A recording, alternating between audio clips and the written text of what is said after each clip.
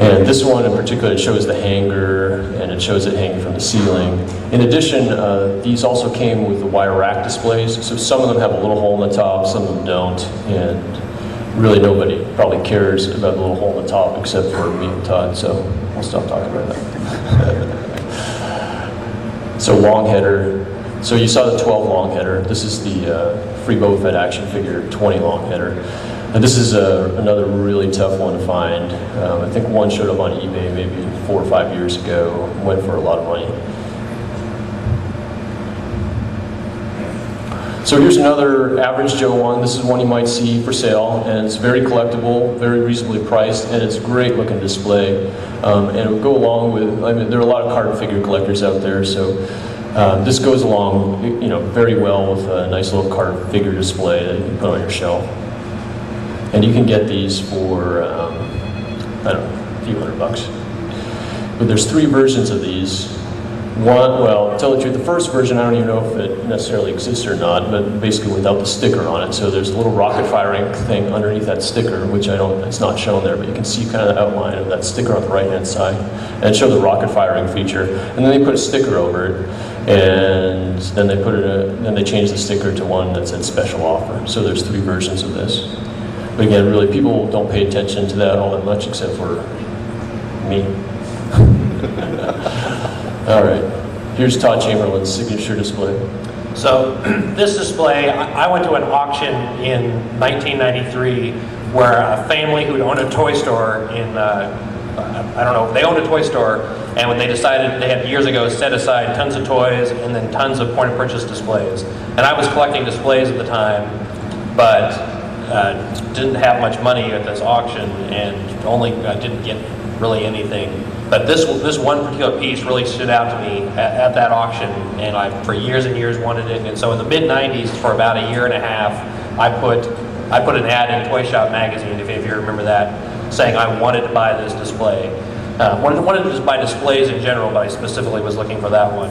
I actually did not get many hits off that besides Walmart Darth Vader video displays. I probably could have bought 2 dozen of those at the time, but finally someone did contact me and I got that display, and then eventually I turned that, actually I have t-shirts that I changed. I have a website and I had it stylized to follow that because I just really love the bright lettering on that and the composition with the ships.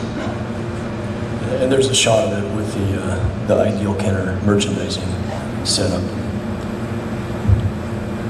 And there's the accompanying Toy Center bell hanger that would go with it. This one's actually not that easy to find. It's just people don't really care for it that much for whatever reason. It doesn't picture any of the figures. So that's one of the things with the displays. I mean, if it's got pictures of the action figures on it, it seems like they'll sell better than the ones that are just random. Hey, got some X-wing and TIE fighters in the back, and that's the shelf talker that would go along with it.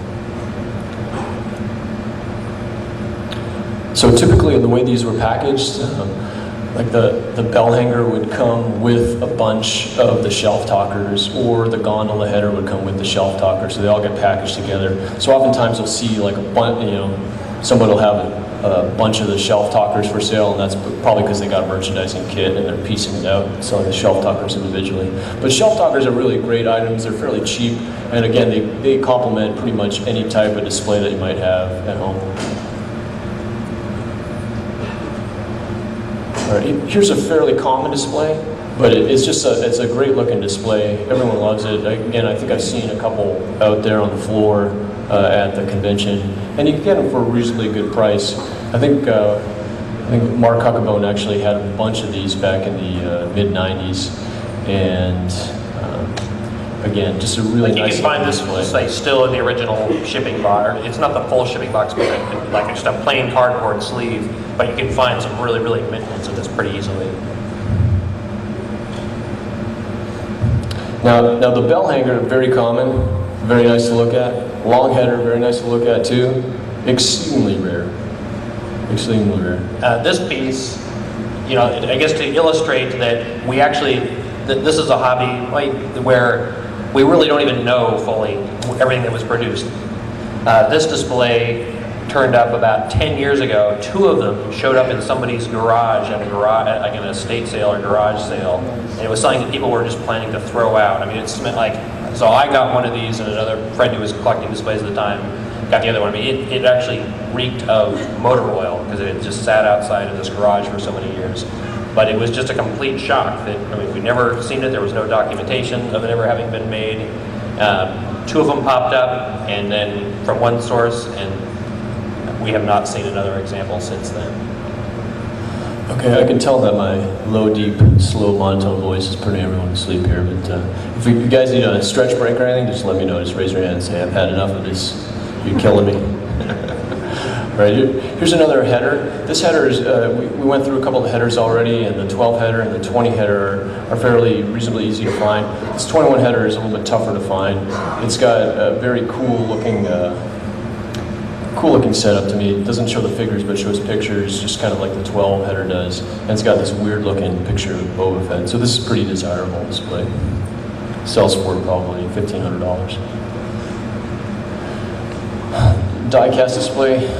Todd would probably disagree with me on this one, but I call this unloved child because, I mean, these headers show up fairly frequently, and really nobody seems like they want it, and I don't know what it is, but again, I think it's because it doesn't show the figures. There are 2 variations of it that probably aren't that well known and not really that cared about, but as you can see on here, one's got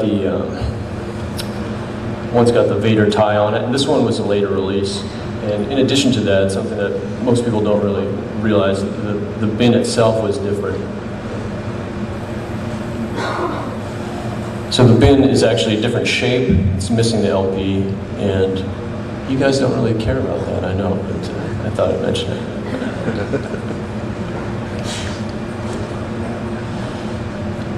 Todd, do you want to argue with me on this one?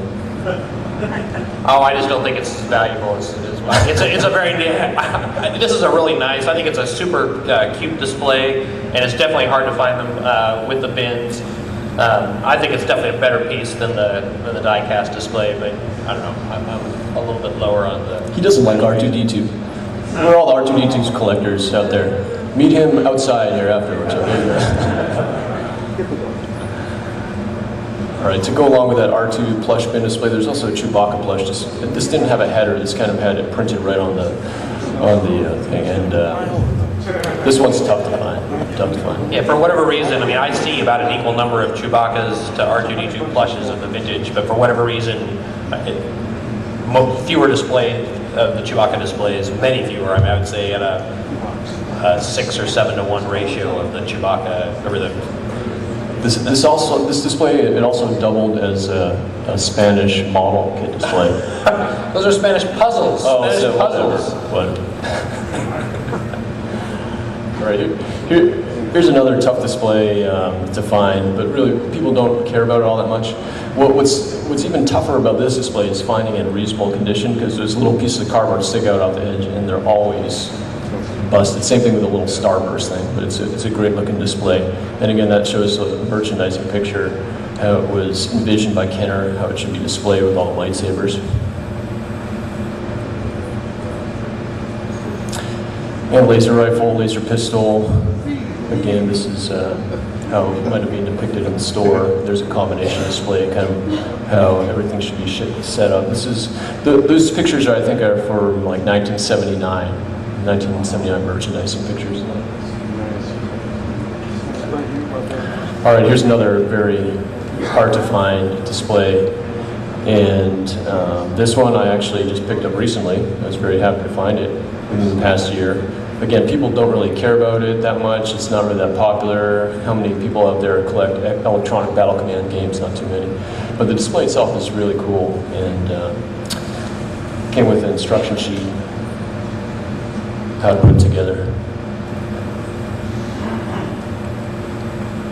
And I didn't have an actual picture of this display. This is the merchandising picture, and this is actually pre-production. The Laser Battle Command game also had its own little display. And then there's a pretty nice picture of the movie viewer cassette display. The reason why this picture is so crappy is because it's basically a zoom in of, I don't know, this catalog or merchandising photo, but it's just really hard to find, but nobody really knows about it, nobody cares about it, so if you find one, just give it to me. Thanks.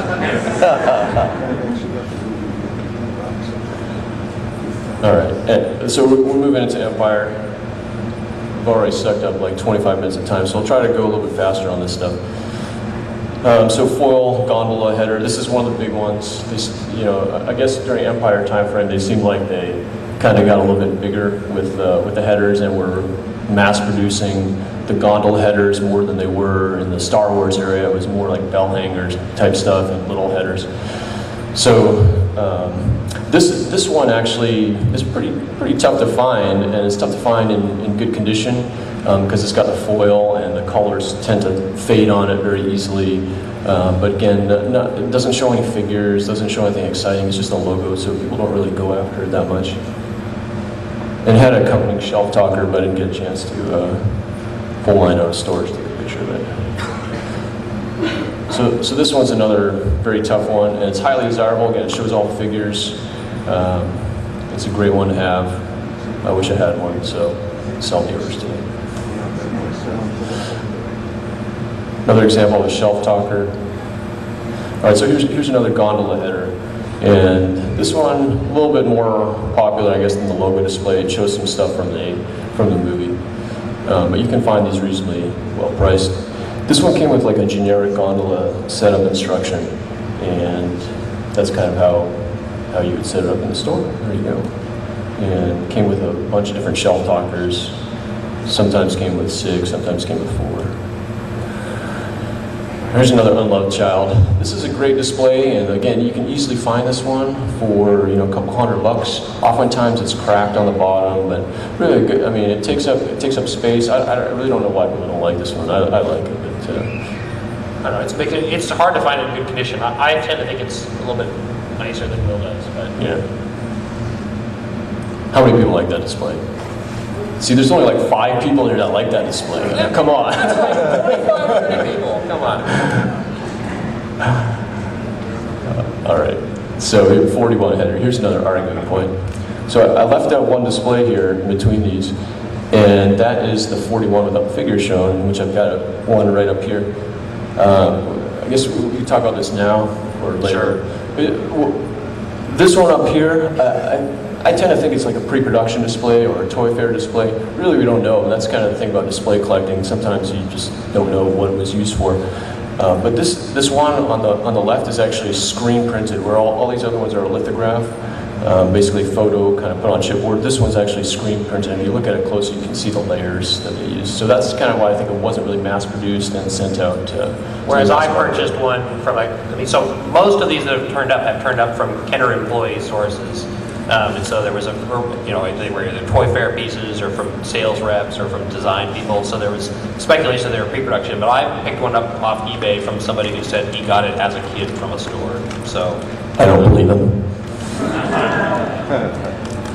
But yeah, anyways, the 41 with the figures is a very desirable piece to have. Again, it shows a lot of figures. It's not that big. It's reasonably easy to display. This one will probably cost you in the range of $2,000 to $2,500. Well, actually, maybe not. I don't know. Recently, it sold for a little bit less than that. They're at 2 right now. Yeah. Here's another pretty tough one. Not necessarily that sought after. This one's owned by Chris Georgioulias, so it's really not worth any money, so we'll skip over it. Okay, this is a good display, and this was kind of a combo movie and Kenner display. Had little forms on the bottom so you could send in for your rebate. Showed some of the toys on their actual photos. So nice display to have. Here's another fairly findable display, and people like this one. Shows the toys on it. The only problem with this one is big, and people tend not to buy big stuff because it's hard to show off.